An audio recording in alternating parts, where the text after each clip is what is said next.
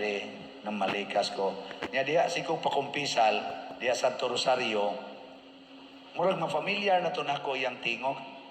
Padre, akong katapusan kumpisal ni atong niaging simana sa may mga sala, nakapamalikas ko, Padre.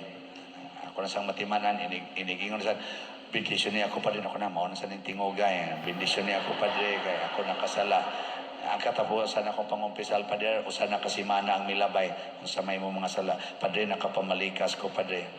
Nadugay na kong pinaminaw niya, mga katuluting ito namong encounter nga nakadungog ko niya name ko. Sige lang yung kagbalik-balik ka na. Siya, Padre, di yun ako mapugan, Padre. Di ko kapugong. Kaya ako mga anak, Padre, mga siaw kay istanan, Padre, mga badlungon kay istanan, gahi kay mga ulo, Padre, di ko kapugong pamalikas. Naku, ilisi lang kong laing pulong. Sa sus, Padre, malibkas gid akong baba. Naku, ala, sige, butangin nila nag-packaging tape ang imong baba. Nas may pag di nalang ka magtingog sa kalaing sa dako tanaw na ka. Sige, tahian na lang na imong baboy sa kasakit sa dana, Padre. Sige sa siyang reklamo. Naku, bitaw ikondisyon ang imong hunahuna nga di na jud ka mamalikas. Ang una nimong buhaton, din agyud ka manugo sa imong mga anak aron di na ka masuko. So, sige, Padre, salamat yung kay Padre sa imong mga advice. Ako ginang sundon. Ako ka na yun. I-maintain ha, mga usak simana.